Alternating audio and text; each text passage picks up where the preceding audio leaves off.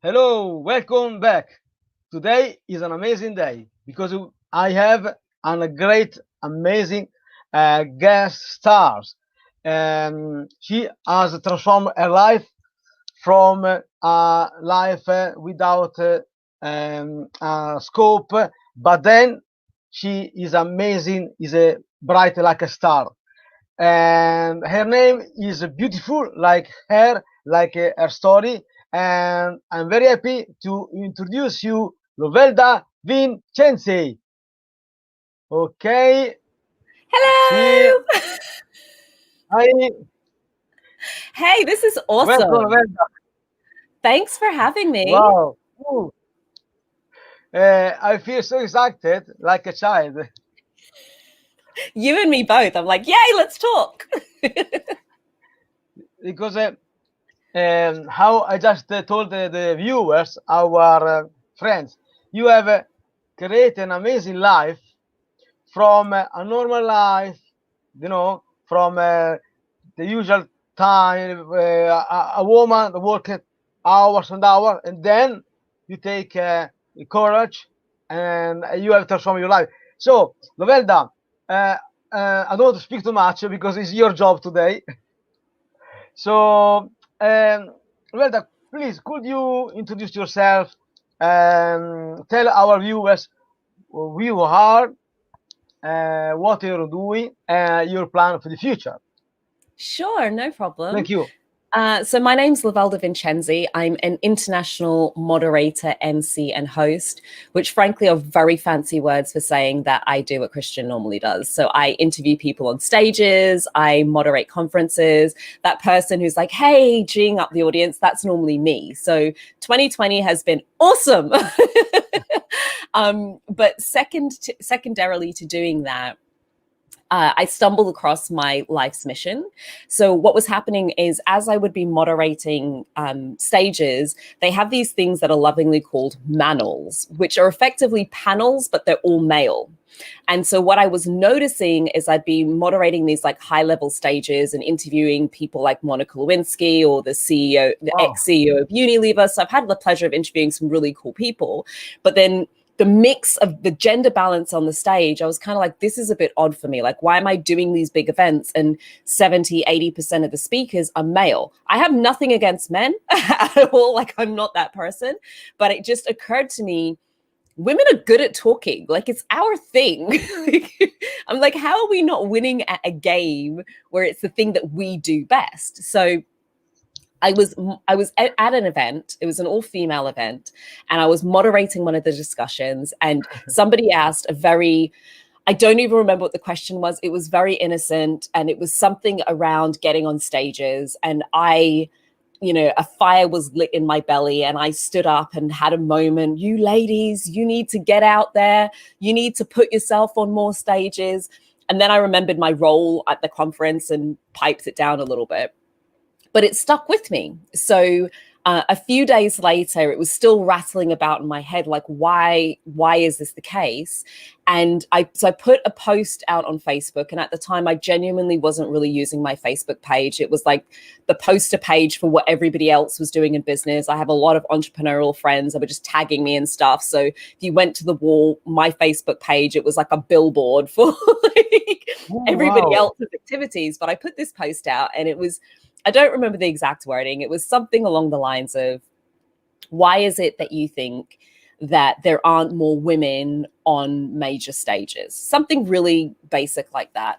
And I had about 100 odd responses, which was insane given I hadn't been using Facebook for like months leading up to that. And you got all your normal responses. I had responses: women are shy, women struggle to sell, women have imposter syndrome. And I really wasn't buying any of those. I think there's a truth in it, but it wasn't hitting me. And then I saw a handful of posts that said women are harder to find. Women are more difficult for organizers to find. Women cost more money for organizers to find. And I was like, hold on a minute. This doesn't make any sense to me. I know a lot of people, a lot of women who are telling me that they're professional speakers and they're out there. And I know a lot of women in my circle are speakers. This is what they do. What do you mean we're hard to find? What a load of rubbish. So I secretly started a Facebook group, and it needed a name. So I called it World Class Female Speakers.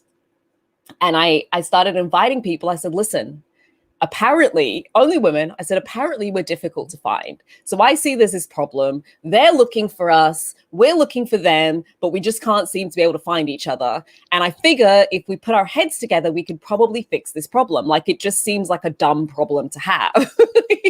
Why are we so hard to find? So I put this group together, and I do trainings in the group or live streams and that sort of stuff. And what I'd noticed is if I put it, there was a huge amount of engagement. It grew really quickly.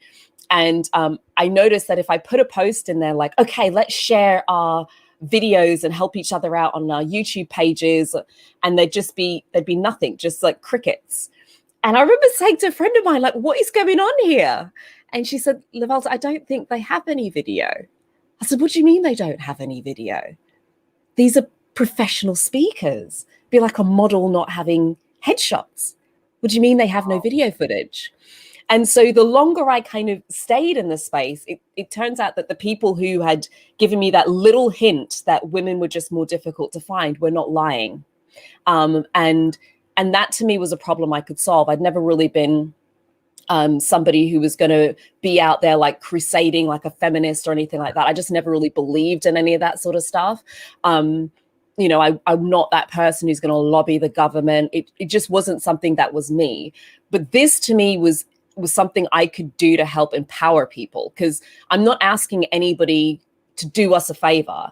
I'm just saying, listen, there's an opportunity here and we're missing it. And we're missing it because we're not doing some basic things that you would do in growing any other business. You want income from this, but there's no marketing, there's no sales, there's no outreach, there's no follow-up. You're doing nothing and then wondering why you're not getting the paid speaking engagements. How is this any different to growing a coaching business and sitting and not asking for coaching clients? Or, I just my mind's baffled. So it then kind of all evolved into this mission to empower authentic, powerful female voices to get out there into the world. And it manifests in multiple different ways. I run programs. I do one-to-one coaching and training.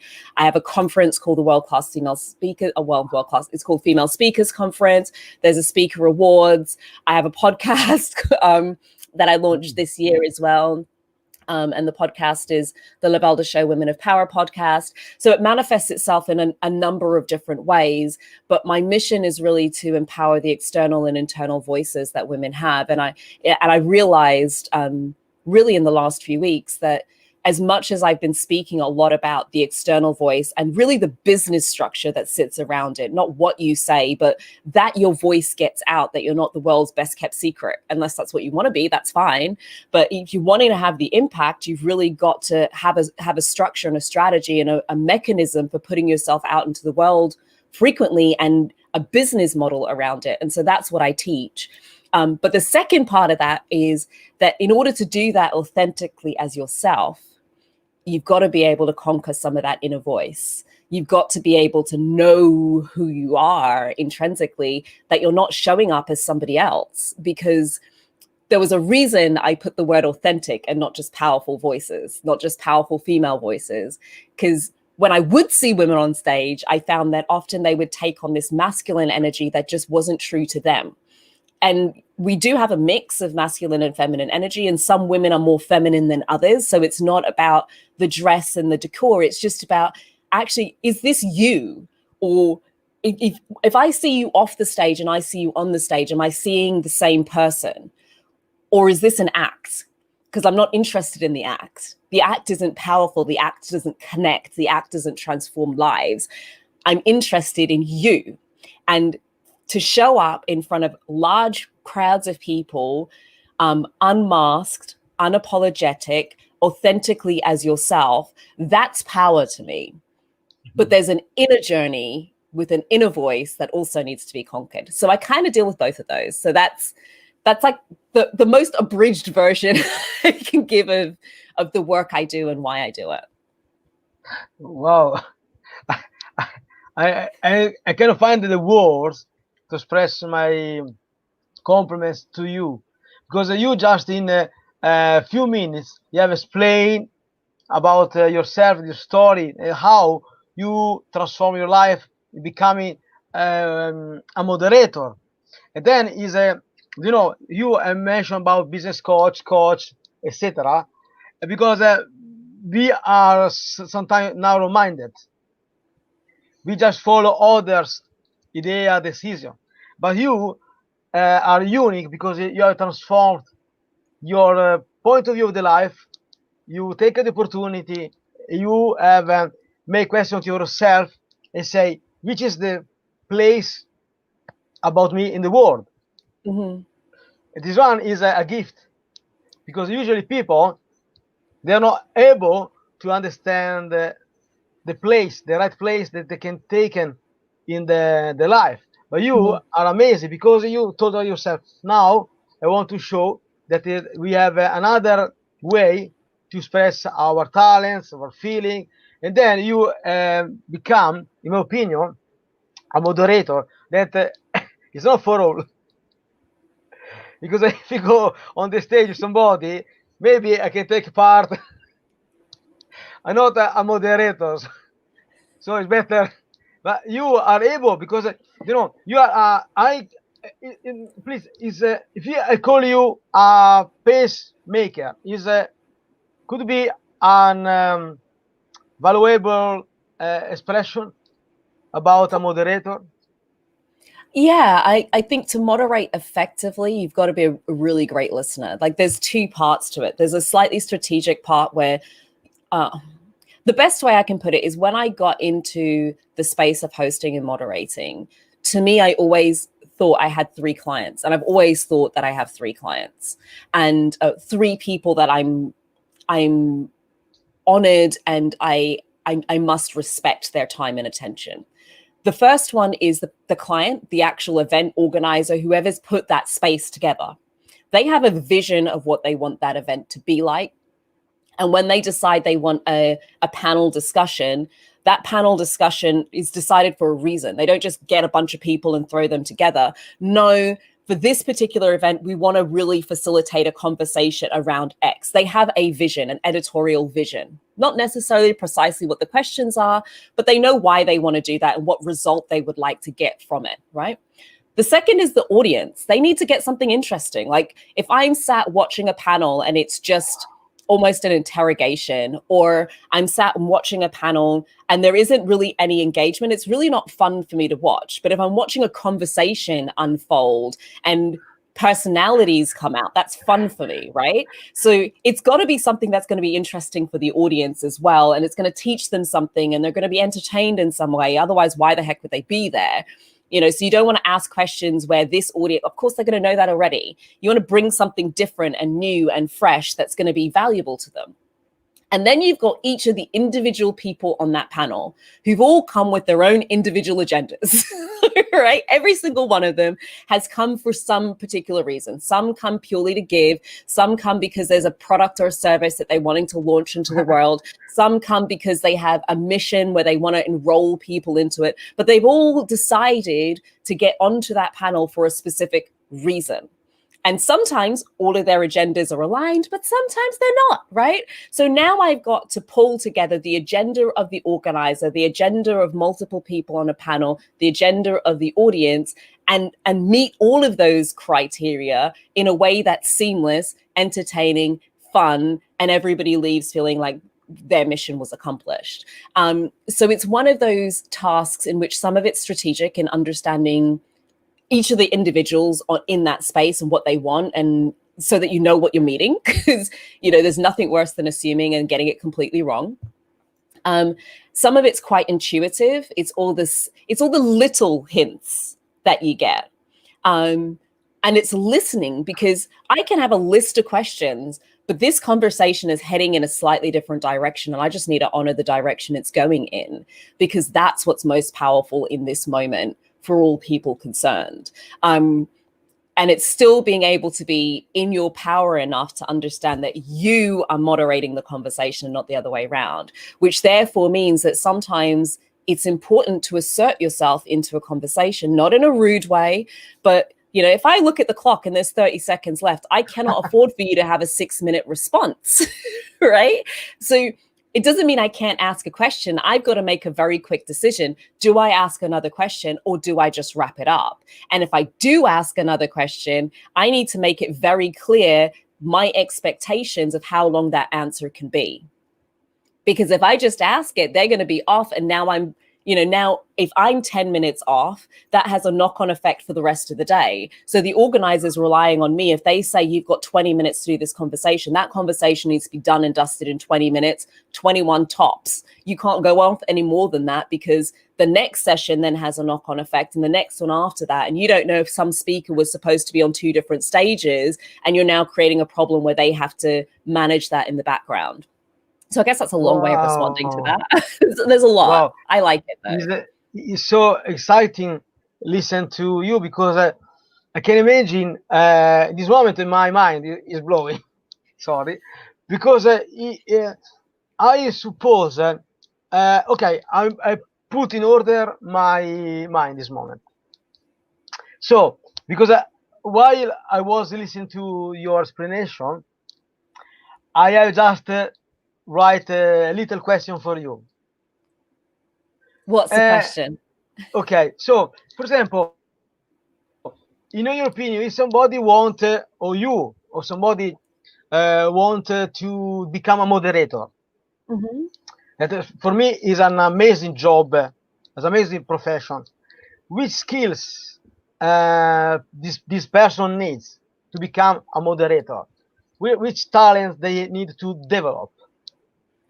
You've got to be a really great listener, first and foremost. I think it's absolutely important that you're a great listener. You've got to be somebody who's showing up to be in service, because it's not about you. I think this is the main thing to remember when you're moderating a panel. You're facilitating a conversation. So it's not about what I think or what I care about or my opinions and perspectives. I can pipe in to a certain extent, but unless I'm being brought in as an expert in that space, actually it's really about what is the best quality conversation that can happen in that moment. You've got to be organized. This is not really a space to show up and doing it, right? Because and I suppose the main thing is you have to prepare. You absolutely, and it connects with being organized, but you absolutely must prepare for these scenarios, because things happen. People show up late, people show up early, people's answers.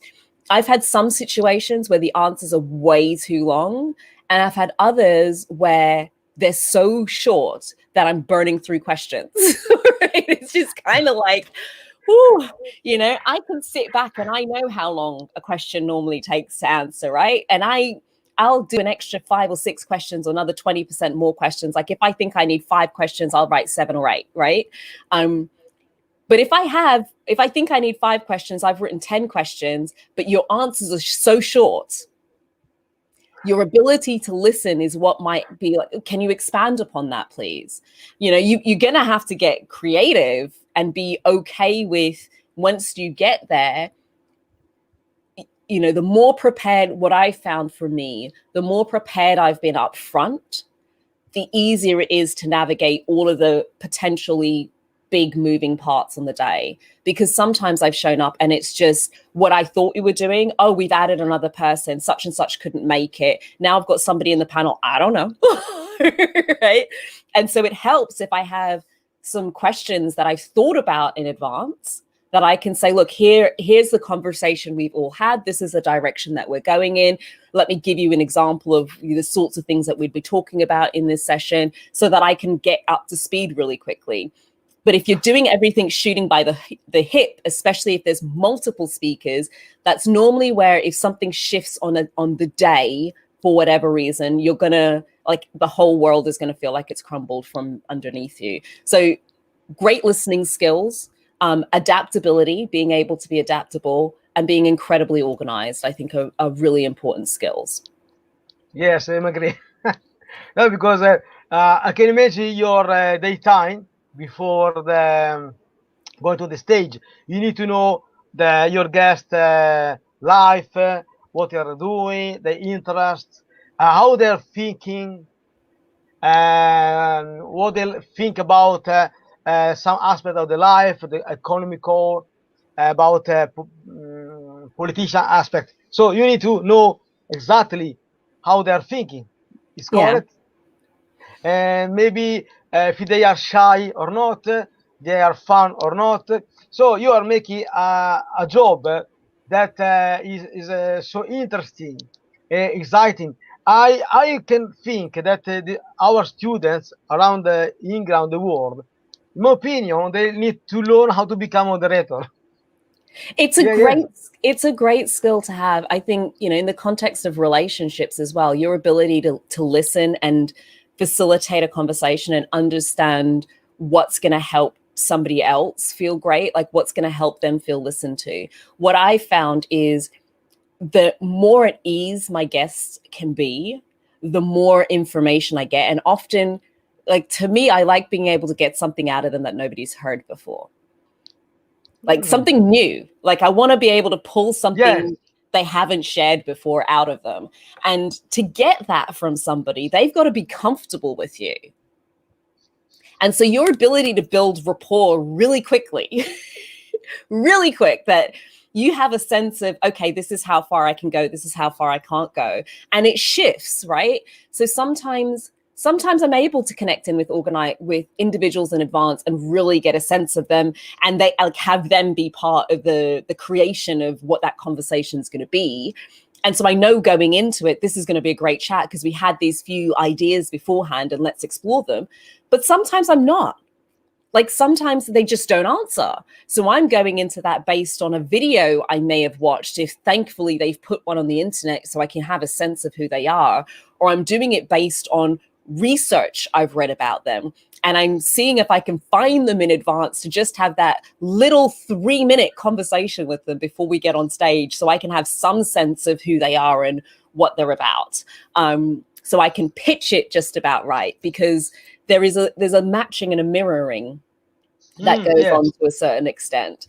And if somebody's really shy, it doesn't help them and it doesn't serve them if I'm overly like, hey, right? That doesn't serve them. That, it almost has them shrink more into their shell. Like, oh my gosh, like this comparison is too big and now I feel even smaller than I did before. So there's a matching and a mirroring that needs to go on. Not that I release a part of my personality, but I need to adjust it. Like I can't be quite as loud. I can't be quite as in your face, because then the contrast for the audience is so big as well. So then I have to step into a slightly different side of me to go, oh, okay, so this is going to be a calmer conversation, and I'm still going to have a little bit of fun with it, but my pace might be a little bit slower and my delivery might be a little bit different, such that this person doesn't feel like it's a competition, and we're now able to have that more connected conversation. But I think being able to develop these skills, it's conversational skills. It's really nothing more than that. And to be honest, if you're living, you're talking. And your ability to connect and build relationships really quickly with people, whether that's romantic relationships, business relationships, collaborations, your ability to kind of communicate, understand somebody else is really important, period. Wow. Yeah, in a certain way, I envy you. Yes, because in fact, the topic is how speaking can transform your business, our business. So when I meet somebody, okay, I have prepared, I have certain skills, how to create connection with others. But you are another level.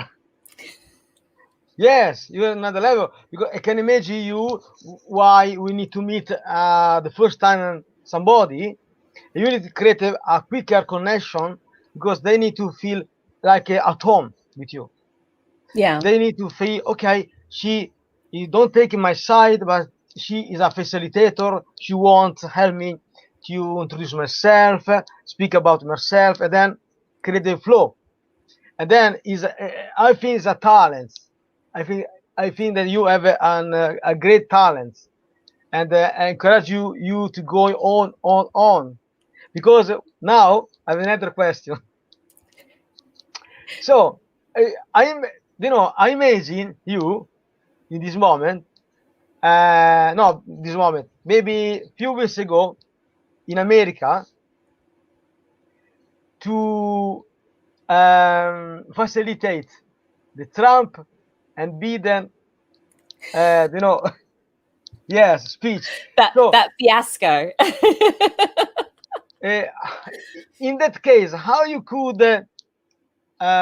because you are the expert, I imagine you on the stage with Trump and Biden. Mm-hmm. How you could uh, create the pathos, the engagement with the viewers, the public, the people, the supporter. How you can create the pathos, the atmosphere. It's interesting. So the first thing I would say is when it comes to moderating, moderate in an area in which you have a natural interest in. So for me, politics isn't necessarily my thing. So I tend to do predominantly business conferences because I'm excited about them anyway. What I can do is talk through the approach I would have taken. So for me, I would look at that and go, it's not about me taking one side or another. In this particular instance, it doesn't matter what my personal opinions, perceptions, etc. are about one party or the other, because as a moderator, I'm to remain neutral. So my opinion is irrelevant. I'm not here to promote one person over another person, regardless of how I feel. So that's the first thing. The second is my role here is to help ensure that both people have equal amounts of opportunities to express themselves. Right? What they say or don't say is their business. But my role is to help ensure that both parties are able to speak effectively. Right? And so, so the first thing is to understand what is the context I'm operating in and what is my role really. And if I can't understand that, then I can't do the role. Now, once I know what my role is, who is that going to require me to be in order to facilitate that? And in that conversation, you have two big personalities, one bigger than the other. You know that at least one of those personalities is just they're going to be gunning for each other because it's not really a sensible conversation. It's just like a firing match, right? So who do I need to be able to be in that? Well, first and foremost, I'm going to need to be somebody who doesn't, this is not a time for me shyly sitting back and seeing if they can work it out. I'm basically somebody in the middle of a freaking boxing ring right now for all intensive purposes, because that's the nature of the way this conversation is going to roll out. So therefore, I'm going to have to be prepared to pipe up more. And by pipe up, I mean, use my voice more, speak more firmly. Okay, I've heard you already. Let them speak. You had your time. You're going to have to be okay with doing that. And sometimes to diffuse it, it's the odd joke. It's like, okay, so we already know that you're going to say something like this. So if we can just move on, so you can keep the thing moving without it being about you, but allowing both of them to just have that tussle in a way that's going to be informative rather than childish, two kids in a playground just flinging mud at each other, right? So in those sorts of, and it doesn't matter what the context is, you've got to know the personalities that are coming into the space. And you've got to assess what your role really is. So it wouldn't be about taking one side or over another. And you've got to then work out, well, what approach is going to be more effective? Who am I going to need to be in order to be able to facilitate this conversation such that both parties, remember I said this, I've got three audiences, right? The person who hired me to come in and do this job, the people who were on that panel who are going to have their own agendas they want to get met, and ultimately the audience who are going to want to hear interesting information. So who am I going to need to be in order to facilitate that being a reality? Wow. So the principle to me would not change to doing anything different. But first and foremost, for me, you probably wouldn't find me doing a lot of political kind of discussions. It's just not something that lights me up personally. And I say to people, it's always easier to stay in that if it's something that you're excited about, because when you end up with these personalities or depths of opinions, you're able to chime in to support the conversation a lot more than if they start talking in a language that you just don't understand, that you can't help to navigate the conversation, or that you're not interested in understanding. Like, you don't necessarily need to understand it straight away, but if it's something you don't even want to research, like for me, scientific conferences to a point. If there's a business angle to the science or the impact of the science, but the detail of the science, I'm not the best person, because you're going to be speaking a language I just don't understand, and I'm probably not going to really want to go out and do that depth of research on it. But if we're taking the business angle, like what's the impact we're going to have? What was the process that you went through? I'm excited about learning that sort of stuff. But the detail of the microbiome, like, to a point, right? So it depends on the audience. If this is scientific experts, I'm probably not the best person. But if we're talking to the general public, then that's fine, because they're going to have as much understanding as I'm going to have. And so I can facilitate that conversation at a level that's going to be appropriate. Thank you, because I told you before that sometimes I create some like curveballs. Yes, some questions like, I got it. They can make a scare my guest. So wow, you overcome my question. Compliments. Because sometimes I try to make some little treats. But Lovelda, the moderator job and the relationship coach job in certain way are similar. Mm-hmm. Because especially with a couple in a session, I feel like a moderator, a bridge. Yes. So maybe one day, if you like, in the future, we can create a seminar together for relationship coaches. What do you think? Possibly. Let's see. I'm open. Yeah, because you have the skills, the talent, the experience to teach to people like me to become a moderator in a certain in a field, in industry, because we need to be engaged with people in a appropriate way. And I think another important thing is how to deal with our emotion, feeling during this situation. Mm-hmm. Do you are the right person, because when you meet somebody that you don't know, like for example a famous business, a man or woman, a woman, you need to say, I'm not so small. I am Lovelda. I am Lovelda. Now I am important like them. You know what's happened? Is a thinking pattern. We feel like a child with between two people. They are right to take position fighting. So you, I suppose, you're working a lot on yourself, how to improve yourself, your thinking pattern, your bias, your point of view about yourself. This one is a huge workout. And so I suppose that with your skills, your talent, spirit, in my opinion, you can create an extraordinary seminar for a relationship coach or counselors in a couple. What do you think? Maybe, but it's not my mission. So No.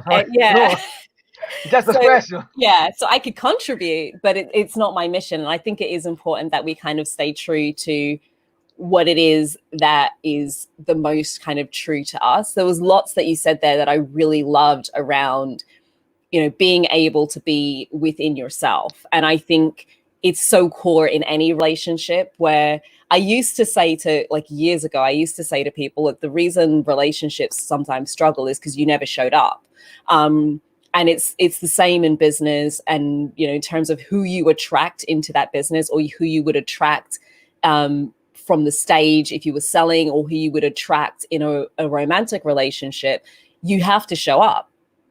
And if you don't show up, whoever showed up in your place is attracting the people that that person likes, right? So it's easy. There's this game that sometimes, especially as women, I'm familiar. Like I'm married now, but it took me a while to get to that point where I just stopped playing this game. And when I stopped, that's, you know, when my husband showed up. But there's this game that we play where we're on our best behavior right at the beginning, right? You know, you'll show up in a particular way, you'll act a certain way. And then once they're in, once you feel like it's safe, then you show up, right? So when you flip that, the experience for the other person is, oh my gosh, I'm so in love with this person. Why the hell did they change? Who is this? This isn't who I fell in love with. Who's this person? What you make up then is, nobody loves who I am. And it's like, no, that person didn't show up until later. So you reeled them in with one thing and then you gave them something else and then you get upset that they didn't like it. Well, that's not what they were excited about in the first place. They were excited about this other person who isn't you. Like, it's just not who you want to be. So I love that as a thing, because I teach it a lot to women who get on stage, because I'm like, your energy is going to attract people, but it means you have to show up. So if some other version of you shows up, or you send some imposter in your place to go and do the job, whatever that energy is that shows up, that's who's going to be attracting the people. But your energy is back here somewhere. And by the time this one falls away, so they get to know you, they're like, oh, that's not what I signed up for. I liked this other person. The thing is, we're so scared that if we showed who that was straight up, people wouldn't like it. But you know what? The version you're showing anyway, some people don't like that anyway. So I eventually got to the point where I thought, well, if people aren't going to like me, let them not like me. Yes. I am agree. You know, versus not like this person I'm purporting to be that I don't like, because that's not who I am.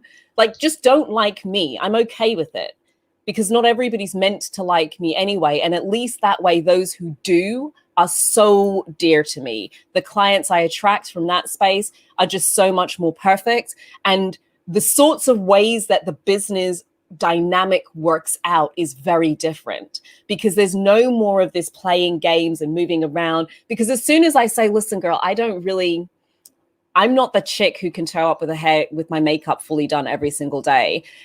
Normally my client is like, oh, thank God, because I really didn't want to have to do that either. Right? It's like, as soon as I stop pretending, so that do they. And now we both get to show up in a real kind of authentic space.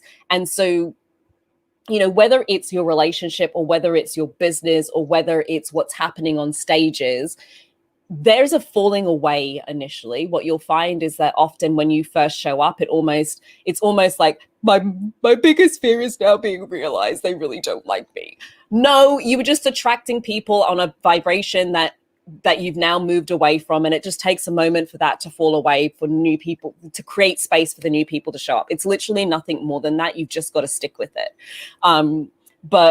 But having the courage, which is something you said right at the top end of this discussion, to show up as who you really are, is the most powerful thing you can do for every single relationship in your life. And if that's the journey that 2020 has taken you on, it has been, in my opinion, then it's been the best 2020 ever. Like, I would not, for me personally, I'm not rating 2020 as a year of the most amount of money in your bank account. I don't think that's the right thing to measure this year against.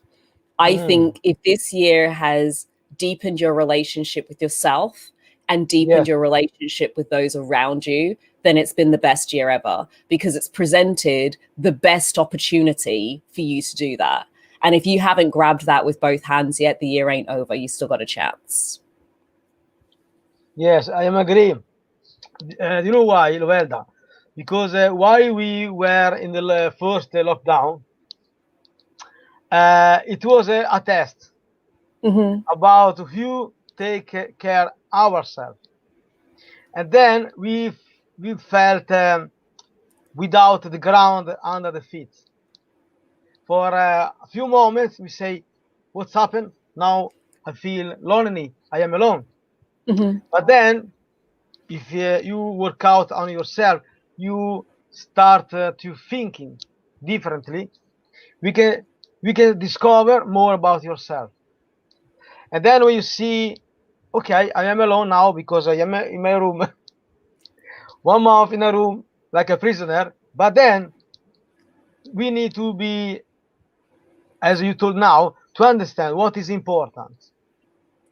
Give the right value to the things about ourselves, others. And then this moment is an amazing moment because we can plan our future with calm, with more projects, and say, okay, now I want to start something different. So I think that despite the desperation around us, is a good moment to think about ourselves and build stronger relationship. I think the relationship currency has gotten so much stronger over the last little while, especially over the last year. And it's part of the reason, like, to the point of using speaking to transform your business, it's part of the reason that I firmly believe that having speaking as a pillar in your business right now is so powerful, because often people think of speaking like this extra additional thing that's outside, like it's something I'll do later. To me, I think of it as one of the most powerful ways of creating connection within my business that converts people faster than any other way. It's literally marketing, speaking, marketing, PR, and sales. It's like it covers 3 core functions to growing any sort of business. And if you look at alternative ways of doing PR and marketing and sales, which are written word, it takes a lot longer to create that connection that brings somebody in. And so this doesn't necessarily mean that it's getting on huge stages, but doing things like these sorts of interviews where you're able to connect deeper and people are able to get a sense of who the heck you actually are. Yes. Right. I have to I worked out, for me, and my clients are very similar to me, I have to be on somebody's social media feed for a while before I feel like really engaging with them. Like, it's not I come on unless it's something big, but for me to really engage with them, it's like I have to binge watch 20 of your YouTube videos for me to be like, but 1 or 2 are really not going to convert me where I'm like, I'm hooked. I have to binge on these things for a while. And the closer it gets to me being able to get a sense of who you are, the faster it converts. So it might take me 20 YouTube videos, but it's going to take me a lot more social media posts, a lot more blogs, a lot more advertising in order for me to convert, unless it's something really low end. But if I'm wanting to connect with those higher end clients a lot quicker, they have to see me and feel me and get a sense of me. And in-person stages are by far the best for that. But second to that is something like this, where people can kind of sense you. And the more, we know what we're like. It's like, I just like them. I don't know what it is, but just, I need what they have, because something about them. And the convincing is less. It's like they're sold on you. I had a coach of mine a couple of years ago, and she says people don't buy for one of 3 reasons. Either they don't trust themselves to do the work or to show up. They don't trust the product or service that you're selling to be able to get the results, or they don't trust you. Yes. Right? Speaking deals with the don't trust you. Like, at that point, it's like, oh no, I trust you. I trust you. And then normally if they trust you, they'll trust the product. So then it just comes down to whether or not they trust themselves.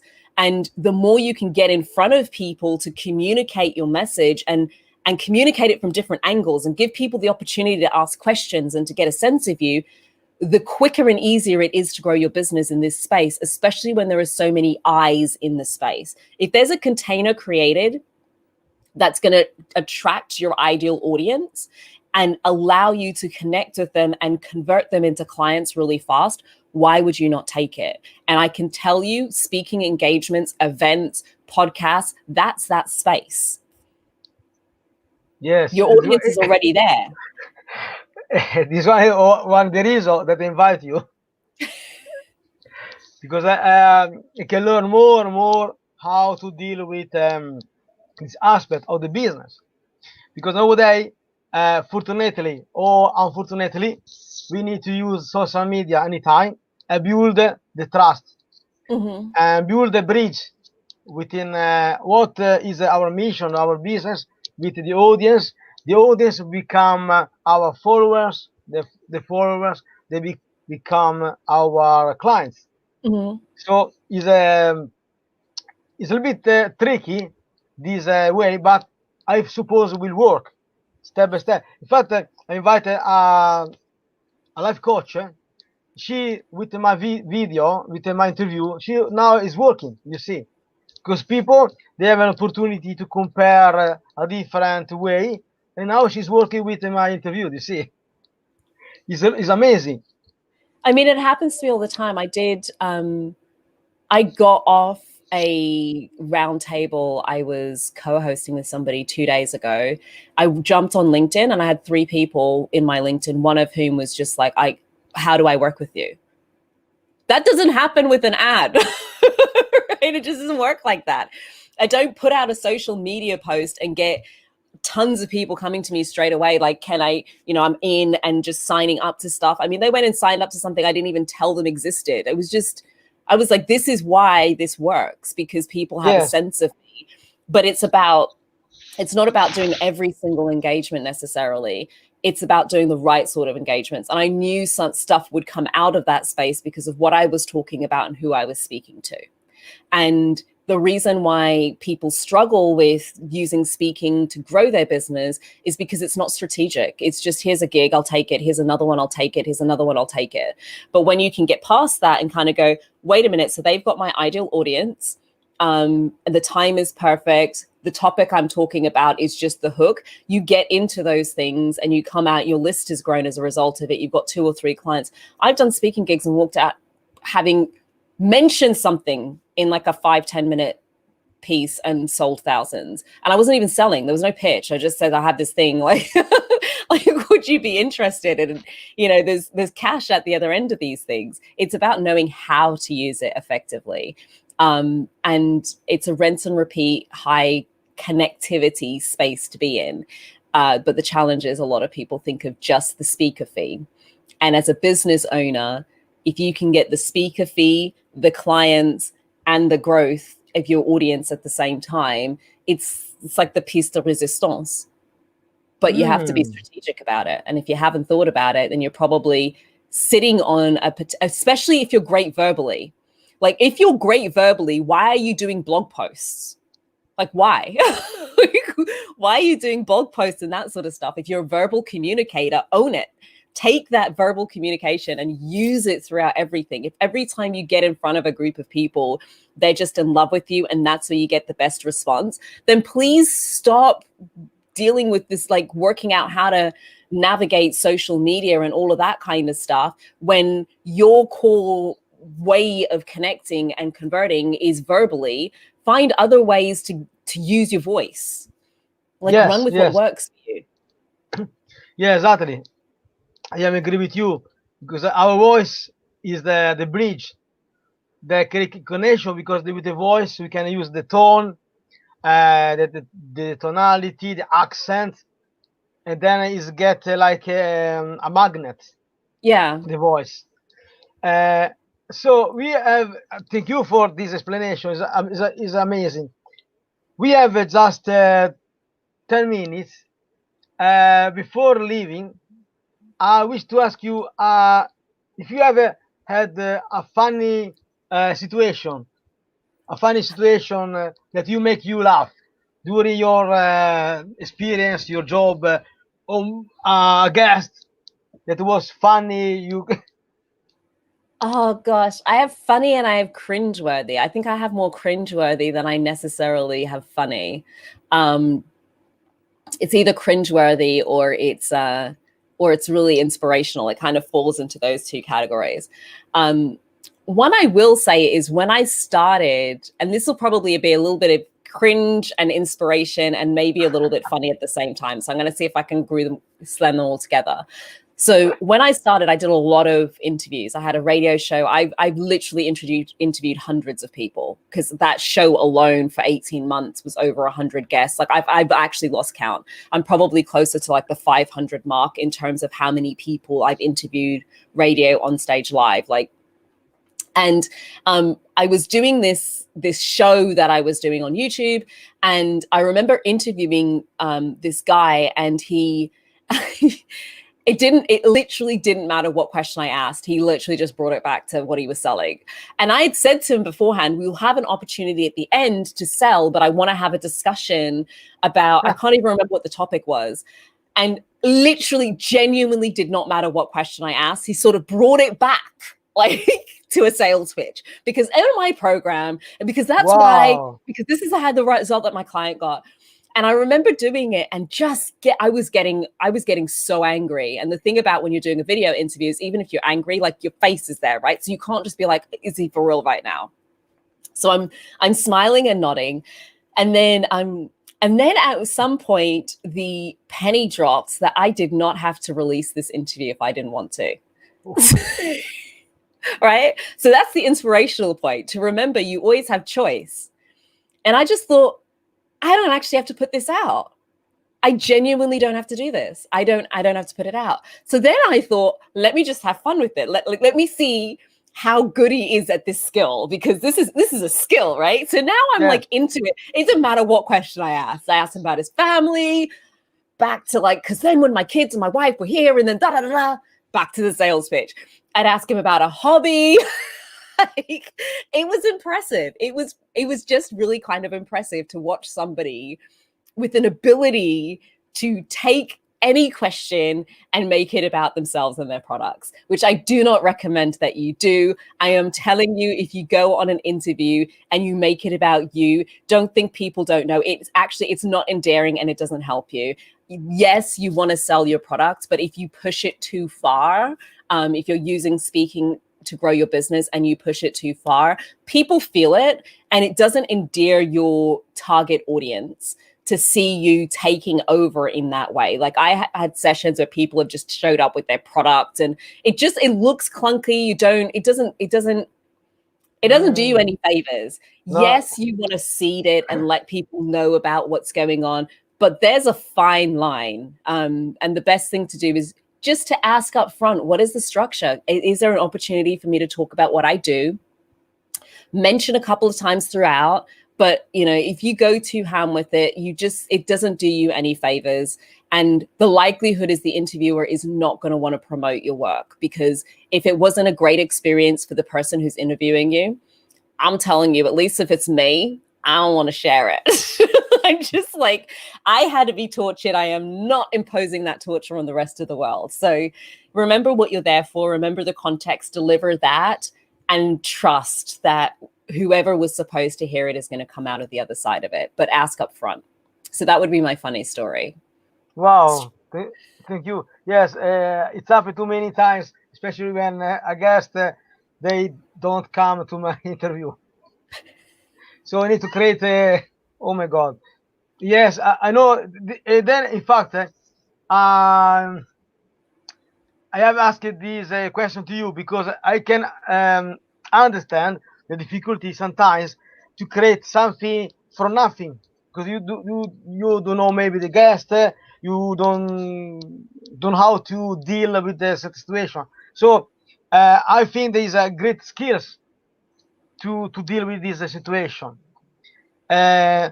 So, Lovelda, don't want to make pressure on you, but we have 1 hour. So, but today I've learned a lot how to approach clients, how to use my speaking skills, how to develop my public speaking skills, and maybe I can think during the years to take some seminar with you together during the years. I know that you, because usually on my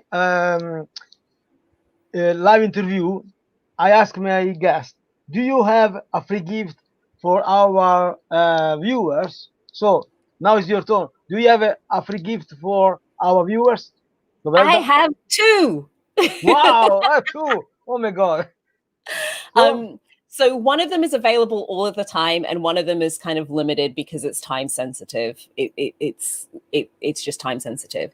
So when I started building my speaking business, I managed to build my business in about 18 months. From when I wow. started to when I was, and when I say 18 months, that was international speaking engagements, minimum fee in 4 figures. I wouldn't charge anything less than that for those sort of speaking engagements. I was introducing Monica Lewinsky to stage. I introduced Kunal Nair, who's Raj in the Big Bang Theory. And it was here and abroad. So like literally it was an international speaking career. But when I started, I was very strategic about my approach. Like when I made the decision that I wasn't faffing about anymore and this was going to be my business, I had a very structured process as to how I would approach those speaking engagements and things I would do before, during, and after the engagement, such that I was able to build my profile really quickly. Wow. So I documented all of that stuff in a speaker marketing blueprint. Okay. And it is available completely for free for you to go download. So you can find it. I think we've got the link. It's worldclassfemalespeakers.com // speaker marketing blueprint, completely free to download. And if you're wanting to, and it doesn't matter whether you're online or offline, the process is exactly the same. It's the hacks that I use that mean I now have over 100 testimonials on LinkedIn. There's probably about 40 of them on YouTube video testimonials. It's how I got my video footage. It's just how you scale a speaking career really quickly. So that is completely yours for free. On top of that, on the 24th to the 26th of November, I'm running a 3-day series in which I teach you how to set yourself up so that you are attracting the right sort of speaking engagements. So day 1, we go through LinkedIn profile secrets, which is how to use LinkedIn to SEO so that speaking engagements find you. Day 2, I can't remember exactly what I'm doing over the days now. Day 2, I think I go through how to how to command your fee. So what do you do to make sure that your fee isn't questioned? And day 3 is how to generate inbound inquiries so that people are kind of coming to you. So it's all of the hacks that I've used that have allowed me, because I'm naturally quite lazy, actually. I don't like to do it sounds bad, but I'm the sort of person, if I can find a really slick way of doing something, that's what I do. Do it once, implement it, get the most leverage out of it. Minimum effort, maximum reward. It's always been my motto. So that, again, you can either join for free or you can upgrade to the VIP, which is £47. But the link for the paid to speak 3-day series is bit.ly/paid to speak series. You're welcome to join either. Wow.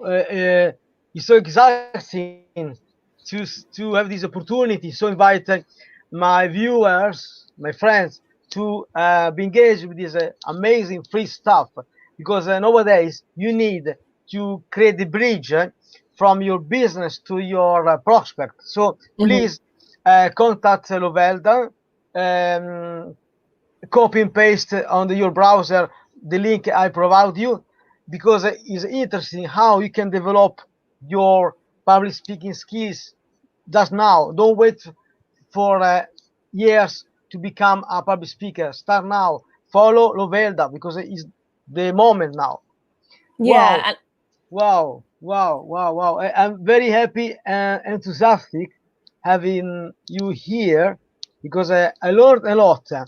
You have the talent to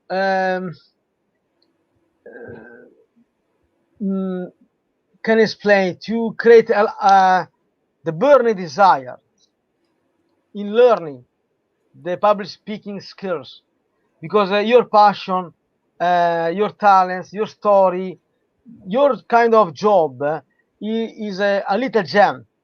So we need people like you in this moment. I'm very happy having interviewed you, and I hope next year on 2021 have you again here with another topic, with your expertise, your knowledge. I would love to be back. And I think I just want to end by saying, Look, I didn't start this good. Okay. You know, this is years of, if you went back and watched some of the first interviews I did, some of the first content I wrote, some of the first videos. I was saying to Christian before we got on that, you know, the first time I did a video interview, I did a video, like welcome video for my YouTube channel. And it was like a 3-minute video. And the thing took me, no word of a lie, about 3-4 hours to film. So you just have to start. Don't look at people who are further along and judge your, how do people like to say, judge your chapter 3 by their chapter 57. You're on chapter 3, own it, run with it, just keep chipping away at it. You get better by doing it often. And we all sucked at the beginning. Like I cringe at some of my early stuff. I might have to release it, like just to show people, like it really was terrible. It was never that. No, nervous, wrong posture. Like you learn, but you learn in the doing. Wow. Yes, I think that today we have done a great job. We have created an amazing topic today. You are a very inspirational woman. You know, I wish that you become more and more famous in the world, because you're not just a moderator. How I told you before, you are a pacemaker. We can create a bridge between people. I'm sure with your skills, your talents, you will you will increase your popularity in the future. Thank you. Yes, welcome. And then if you want come back, you are welcome, of course. Of course. Whenever you like, just let me know. So, Lovelda, I want you recap your contacts. So yeah, if you want to connect with me on social media, so my website for speaking engagements is lovelda.com. If you're wanting the speaker marketing blueprint, that's worldclassfemalespeakers.com/speaker marketing blueprint. And to come to the Paid to Speak series, which takes place from the 24th of November, then that is bit.ly/paid to speak. If you want to connect with me directly, my name's Lovelda Vincenzi. Honestly, it's so SEOable. I don't really need to do much. So I'm Lovelda Vincenzi on Instagram, on Facebook, on LinkedIn. I am really not that active on Twitter. So you can tweet me, but my responses are probably going to be stupidly delayed. So Instagram, LinkedIn, and Facebook are the best places to find me.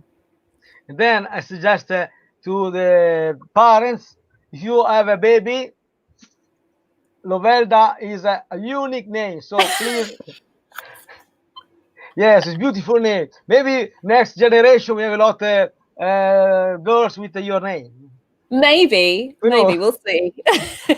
I came here first. There are other Loveldas. I am genuinely not the only person in the world, but there are very few of us. I found that like we find each other like, hey, you've got my name. It's so unique. Lovelda, thank you for your time, your availability. I'm grateful having this interview with you. I learned a lot. I'm very grateful. I hope to see you again next year with another topic. Okay? Thank you again for the invitation. I've had an absolute blast. Thank you so much. Take care and enjoy the life. Thank you so much. Grazie.